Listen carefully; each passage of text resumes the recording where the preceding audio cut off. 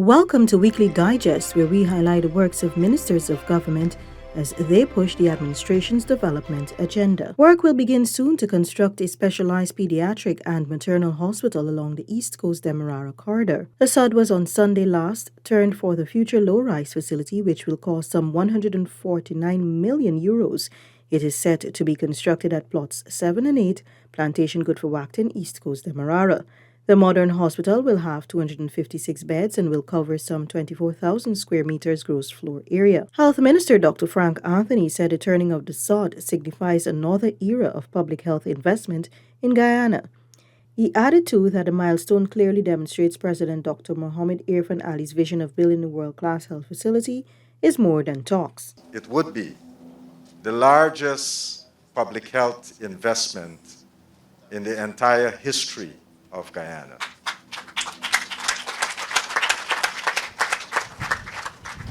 And in the times when countries are affected by COVID and many economies are down, we are making these bold investments in our country for our people to make sure that they can get the best health care. Minister within the Office of the Prime Minister with responsibility for public affairs, Kwame McCoy, on the occasion of Emancipation on Monday, urged Guyanese to use the freedom they currently enjoy to bring unity and oneness.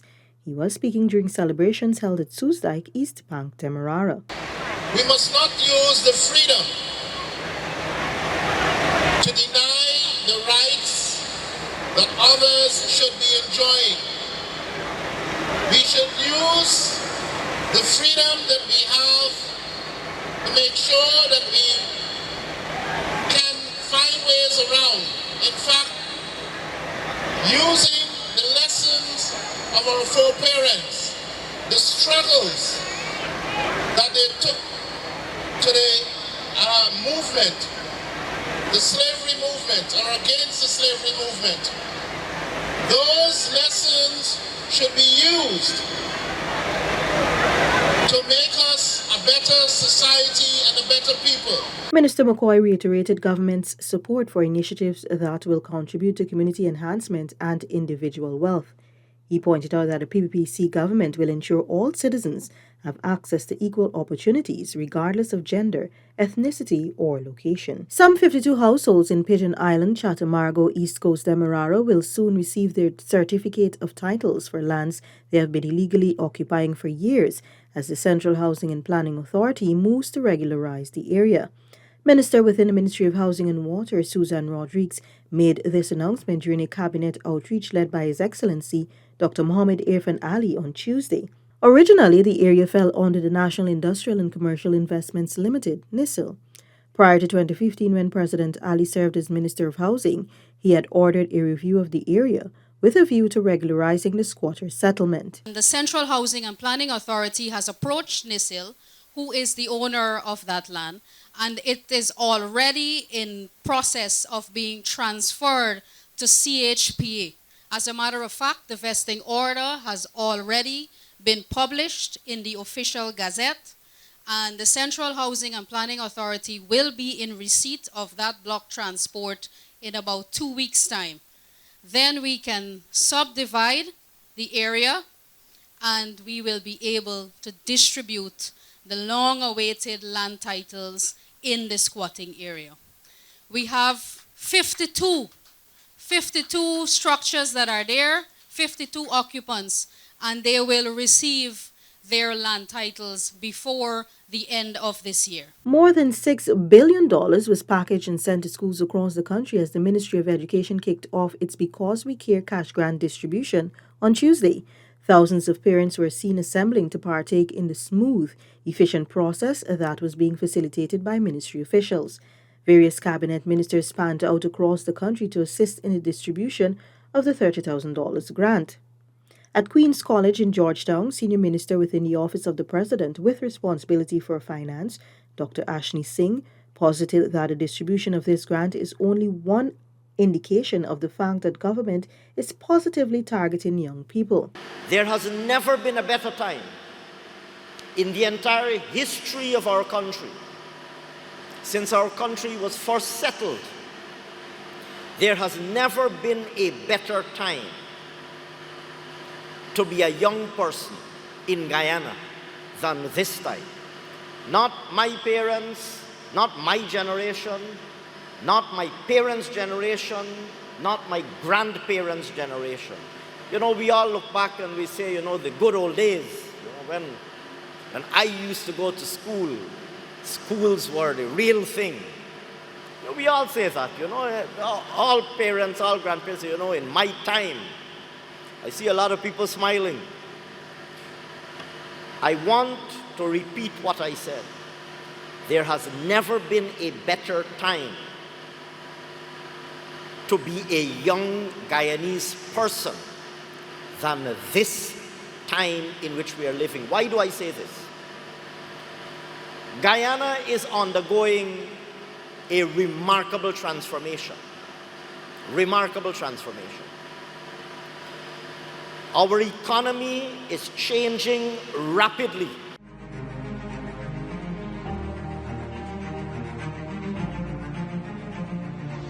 Over at Kurukururu on the Soesdijk-Linden Highway, Minister within the Office of the Prime Minister with responsibility for public affairs, Kwame McCoy, delivered brief remarks at the beginning of the distribution process at the Kurukururu Primary School. Some $52.79 million was distributed to students attending the Kurukururu nursery, primary, and primary top schools. Minister McCoy dubbed these grants as an investment in the lives of the children. That's why we give support in many other areas in the education sector, along with which you, the parents, the mothers and the fathers, would chip in as your investment.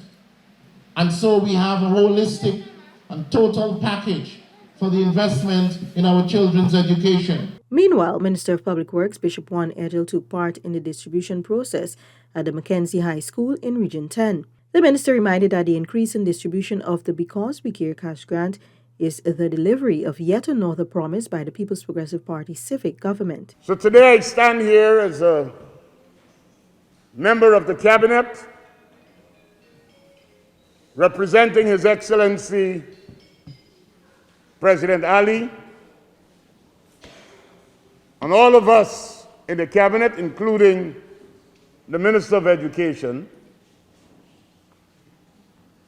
to say we are proud to be delivering on a promise we made.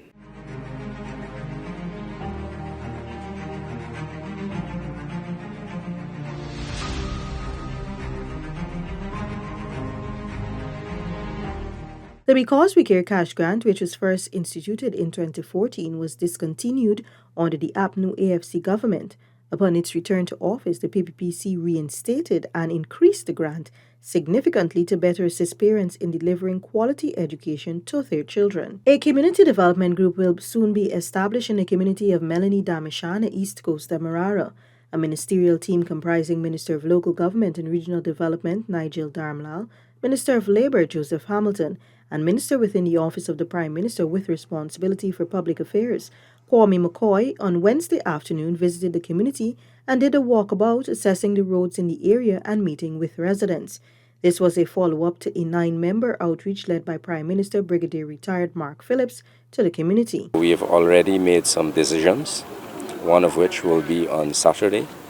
A community development group will be formed, and that community development group, we will work with the group to begin cleanup of Melanie Damishana.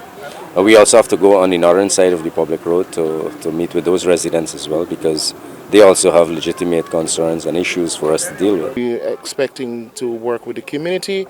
From what we see here, there is some lack of leadership and coordination, but there is an interest and a willingness to move towards a good coordinating mechanism for the community, and so we are going to be working with residents of this community to guide them towards a community development group, and to make sure that we can work with them as the official partners link to the Melanie Damishana communities. One of the issues they have here is NDCs, even though they fall within an NDC, NDCs, they have to be careful how they intervene because co-op societies are owned by shareholders who are the members, not government property, so to speak. And so that is one of the issues. So Sunday at 3 o'clock, we will have this conversation, and we hope coming out of that, we can put in place the framework to manage the place as regards the co-op society properly. The whole issues about accountability, transparency, auditing of the finances and all that kind of thing, and to see how many more programs we can do in the community. Region 9 is leading the way in the vaccination of children aged 5 to 11 years. Minister of Health Dr. Frank Anthony, while giving the daily COVID-19 update on Wednesday, noted that since vaccination for this age group commenced in June, some hinterland regions are doing better than others. First dose coverage in Region 9 is about 39.9%. So when you consider that the average across the country is 6.7%, Region 9 first dose is 39.9%, that's really good. But when you look at their second dose, they haven't done any second doses yet. However, some time needs to elapse before the second dose is rolled out in this region. Region 8 is following closely with 36% coverage among the 5 to 11 age group, with 2.8% taking a second dose. Region 7 has a 4.7% coverage for the first dose, while second dose is 3.7%. Region 1 currently has 3% coverage with a second dose coverage of 0.3%. The Pfizer vaccines for children ages 5 to 11 were first introduced to the local population on June 11, and so far, over 6,819 children have taken a first dose of the vaccine, while over 1,967 have taken a second dose countrywide. Dr. Anthony is also urging persons who have had both first and second doses to take their booster shots, as so far only 71,000 booster doses have been administered. Minister within the Ministry of Housing and Water, Susan Rodriguez, a former pupil of the Ketley Primary School, on Thursday visited the school to overlook the distribution of the Because We Care in School Uniform and Supplies cash grant. Some $11 million worth in grants was distributed at the school. As a government, we choose to honor our commitments, we choose to honor our promise, and we choose to invest in trust and to invest in the relationship that we have with our people. That's why this cash grant is so significant and so important to us. And we are a government about empowering you. Empowering you means giving you the means to make your own decision.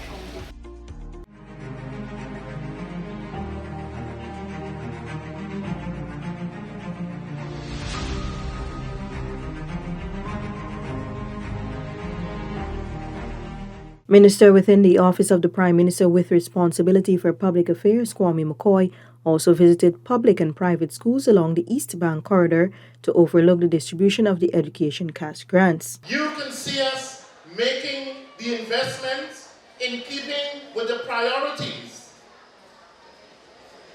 that are the priorities of our people. And one such investment is the investment in our children's education. Very important. So what you have is a partner in development, a partner in the development of your children's education, and an investment, though may not be as large as a government's or can match the government's resources, an investment that nevertheless is priceless and very valuable. Guyana will be able to contribute to universal energy access, address energy security needs, and advance climate change mitigation efforts with adequate technological and financial support for the development and execution of solar energy projects. This was revealed by Prime Minister Brigadier Retired Mark Phillips, who was speaking at the opening ceremony of the International Solar Alliance 4th Regional Committee meeting for the Latin America and Caribbean region on Thursday. Guyana is ready to engage and work with our fellow members, as well as the ISA Secretariat, to realize the ISA's goal of increasing the deployment of solar energy technologies while contributing to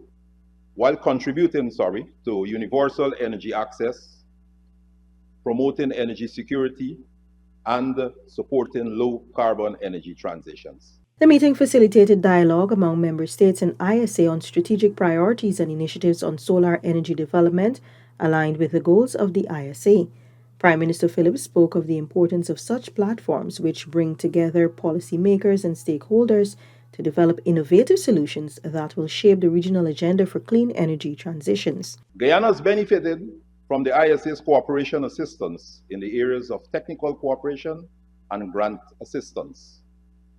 Therefore, the government of Guyana looks forward to opportunities for greater collaboration as our country embarks on a tremendous transformation of our energy sector. Guyana has benefited from the ISA's assistance in the areas of technical cooperation and grant assistance. The Prime Minister said the government of Guyana looks forward to greater opportunities and collaboration as the country embarks on the transformation of the energy sector. Also on Thursday, Guyana received 132 black-belly sheep, the first batch of 1,000 expected to arrive from Barbados as part of an agreement between the two CARICOM countries. Minister of Agriculture Zulfikar Mustafa was at the wharf to receive the sheep along with Prime Minister of Barbados Special Envoy to Guyana and Suriname Althea Wiggins and other local senior officers. The sheep include 112 ewes and 20 rams and will be under the care of the Guyana Livestock Development Authority to get them adjusted to local conditions before distribution. I'm looking that in the other two shipments we can have all the 1,000 blackbelly to come to Guyana. You know, the President have announced that this program is a special program where we want to create a brand, a Caribbean brand with blackbelly here. And also Prime Minister Motley would have said when she was in Guyana that she wants to also she wants us to also breed a new breed of sheep, a mixed breed between the blackbelly and the Guyana local sheep. So we are looking to work in those two directions. 30% of the black-belly sheep will go to women and 20% to young people. Persons living with disabilities will also benefit. This here will be a very important project for us in Guyana and the Caribbean. This is one of the ways we are working to reduce the food import bill. And when you look at the importation of meat and meat product in the Caribbean, it's among to a large percentage of foreign revenue and to import that. So we are hoping to build the livestock industry, and Guyana has to play that leading role. On Friday, the Ministry of Agriculture, in partnership with the Inter-American Development Bank, launched its agriculture survey for Regions 2, 3, 4, 5, and 6 to the tune of approximately $25 million. This will see a number of prospective enumerators being trained to properly conduct these surveys with hinterland farmers. Minister of Agriculture Zulfikar Mustafa explained that a survey is critical in the development of the agriculture sector. This here will help us to capture not only to do a survey among 4,000 farmers, but will also help us to register those farmers so that we now will have knowledge of what those farmers are producing, exactly what they are doing, and how we can set our program.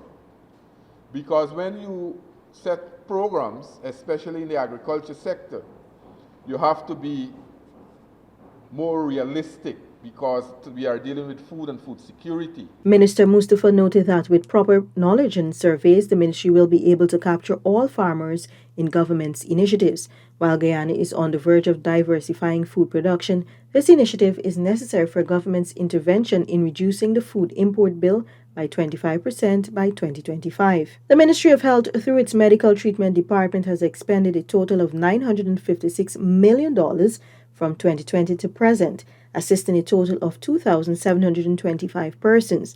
Minister Dr. Frank Anthony, during an interview on Friday, noted that the number of patients requiring medical assistance is increasing. In 2020, 204 were assisted at a cost of $219 million. In 2021, the number went up drastically because we were able to help about 1,518 persons.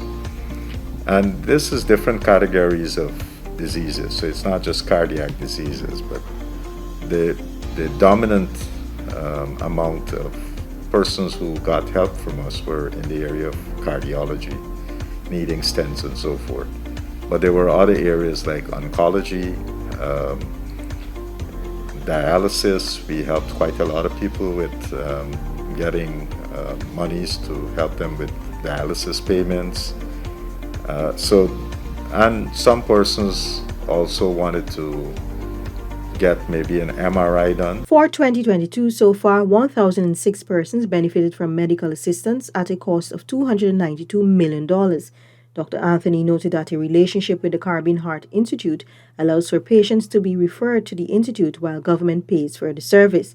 However, while cardiac issues are dominant, there are other categories of illnesses that persons require treatment for, such as surgeries, dialysis, and MRI, among other services. Anybody requiring such assistance can be referred to that department.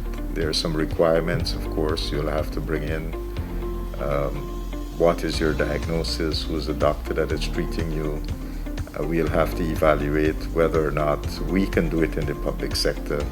If we can do it in the public sector, then we'll put you in the relevant clinic so that you can get that type of surgery. However, if such services are not available in the public sector, the ministry can assist in accessing assistance in the private sector. Residents of Lenora and surrounding areas will soon benefit from services of an upgraded Lenora Cottage Hospital, which is scheduled to be recommissioned on Tuesday, August 9. The Lenora Smart Hospital is one of 5 hospitals being upgraded through the Smart Healthcare Facilities in the Caribbean project, through a collaboration with the government of Guyana and the United Kingdom.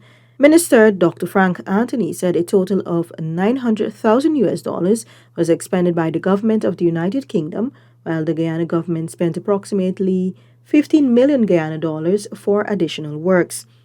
The hospital will have 3 doctors and more staff will be added as needed. The ministry is also working to add more inpatient facilities at the hospital. The Lenora Cottage Hospital and 4 other health facilities in Paramakatoy, Lethem, Diamond and Mabaruma are all part of the project, which aims to make them more climate resilient.